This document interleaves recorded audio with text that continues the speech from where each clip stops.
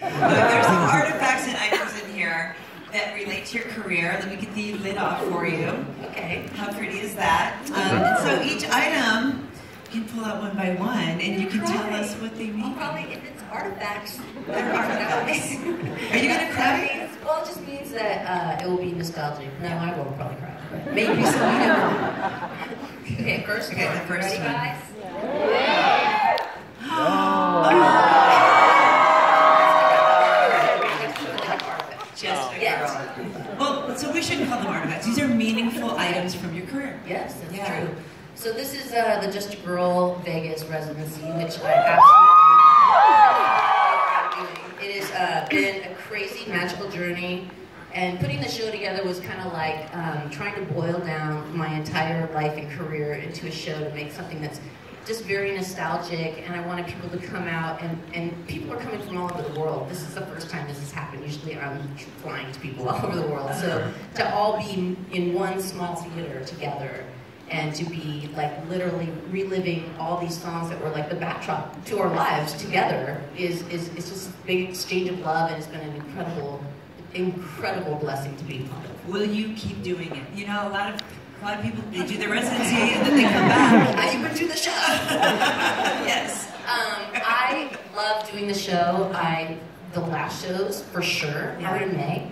I don't know the future, but the last shows are for sure in May. Okay. Let's go to our next one. We'll see what happens next. Let's see. Okay. This, you make it feel like Christmas.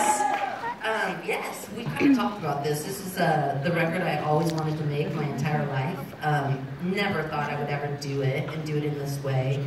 I wrote all the songs with an incredible team of people, and we got to produce this record in a way that was the same way they made records back in the olden days, like full orchestra, full live band. Everything was recorded with microphones. Like, I mean, it was not like in a computer. It was a real old-fashioned record, very expensive. And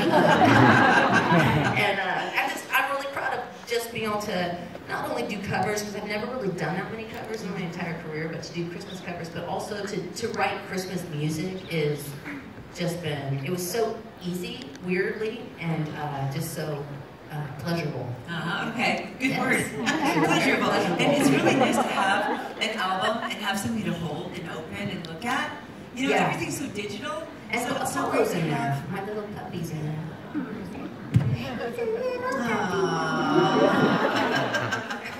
How pretty. And you know what else happened? I really love this. I don't know if you remember this kind of artwork from when we were kids. It was like really like 1950s and something that's really nostalgic to me. And I actually got to work with Hallmark, and they have an archive of like all the wrapping and cards that they've ever done in the existence of Hallmark, and think of all the artists that worked on that. And I got to use some of the original art, so that was incredible too. There's a great story behind that. Okay, we have more. Is it this? There are one? no tears yet. Yeah, This? you can. Okay, this is. Okay, let me turn it This is an on. artifact. This is. I hit this twice. I was like, don't make me. And then swipe. They're supposed to be. Well, this is. It's locked. It's locked. Oh. I don't know what. Should we go to the next? The next I one? know what that is. Actually know what that is. That's actually me making out with a fake, like it's the video set. It's a fake love scene with the song "Cool." Yeah. Okay. There's a song called "Cool." I Yes. I saw flesh and hair. Emotional girl with brown hair. I was like, And so, how does this make you feel? you know what? That was one of the most incredible video shoots. I did it with one of my best friends, Sophie Muller. She's doing that I've done a lot of videos. She's been a friend of mine forever, and we got to go to Lake Como in Italy and shoot that video. What a bummer. Yeah, it was incredible. We didn't see George Clooney because he was busy, but writing that song was also pretty magical, and I'm proud of that song because it's a song, a love song.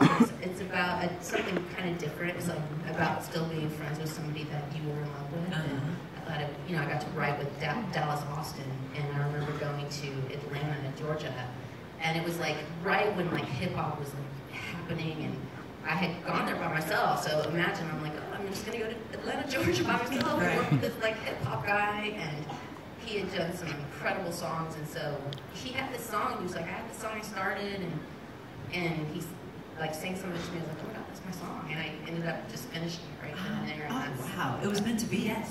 That is cool. Yes. I can talk about super nice. Oh, that music. Anyone like this movie this year? This was a very big deal for me.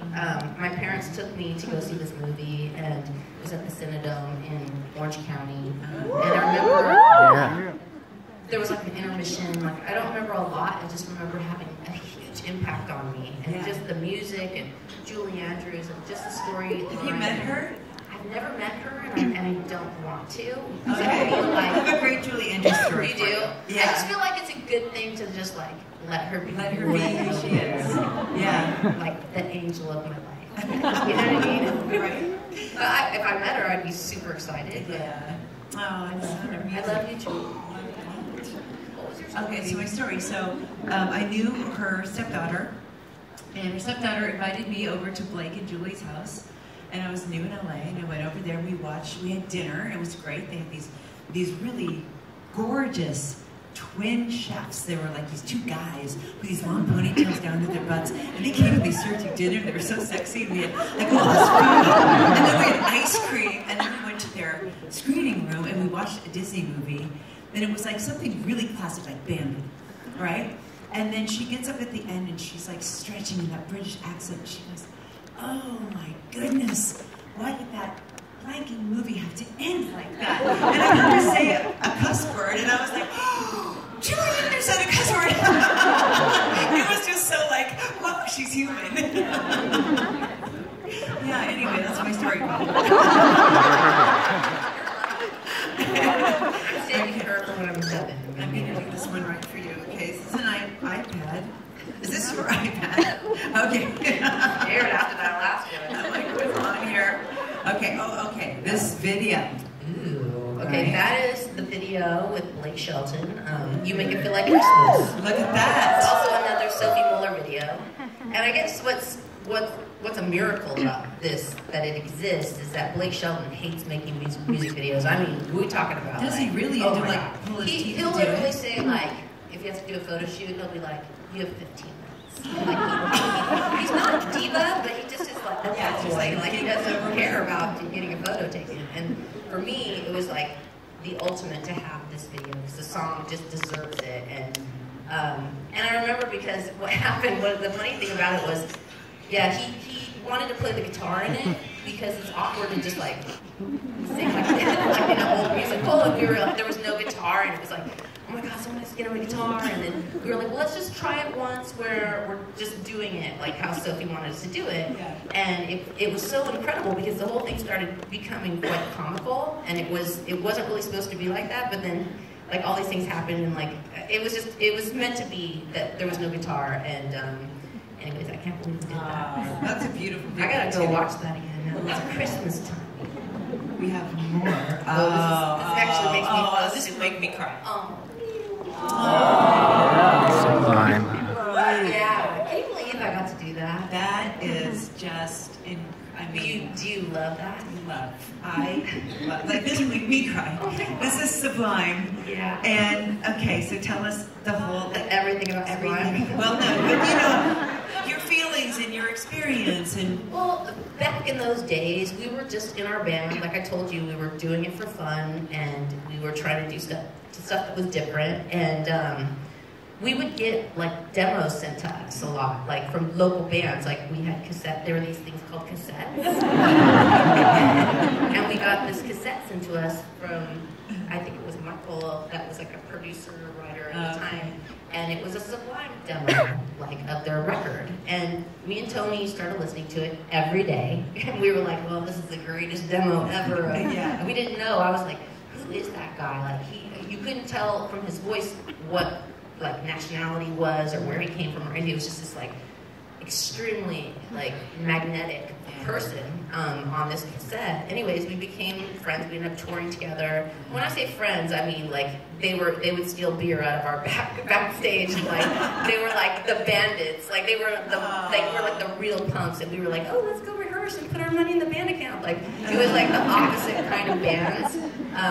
But anyways, Bradley invited me to come sing on a song, and I barely knew him. I was terrified.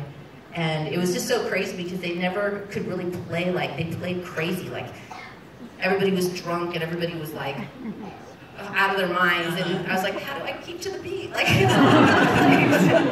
and anyways, it's crazy to think that his life was just so short and what an impact that they ended up having and continue to have. And I just feel grateful that I got to know him. Bradley was a true one of those people that you meet that has like a halo around them that you're so like, I don't know why or what it is about you, but you are a special star. That's beautiful. Wow. Love that. I can't hear her. Oh. Yeah. Got to do that. Did that. That was Rich Girl, which was a song that I did with Eve.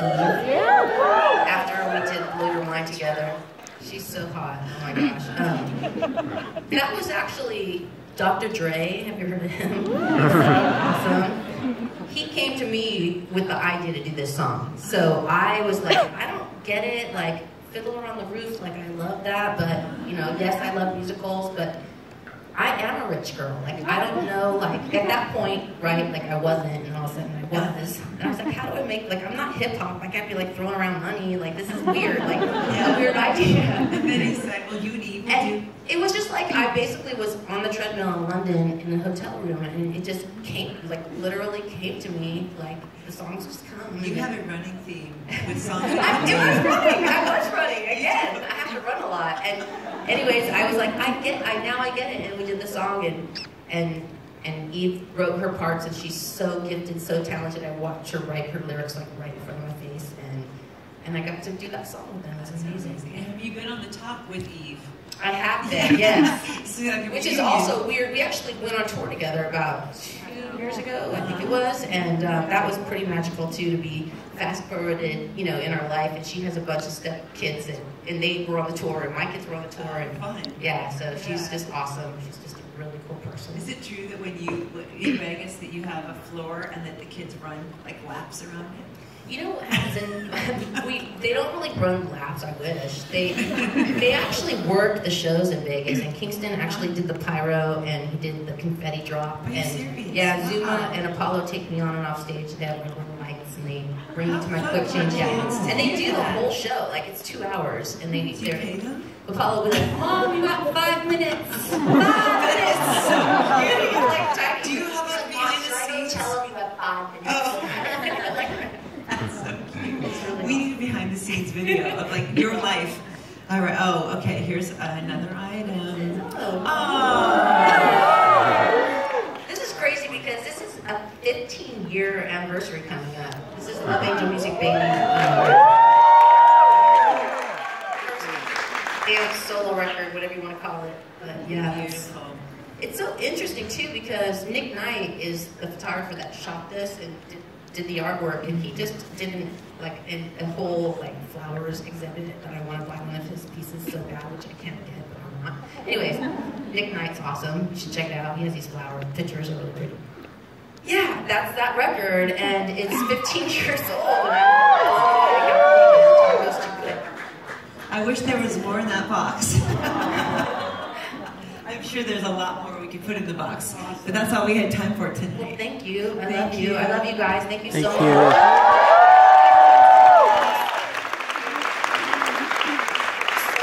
Merry Christmas and thank you for coming out. That was a lot of fun, Gwen. You're amazing. Thank you. And to everyone who came here and everyone who listened and called in, going crazy to see you, we're so happy that you're here. And this has been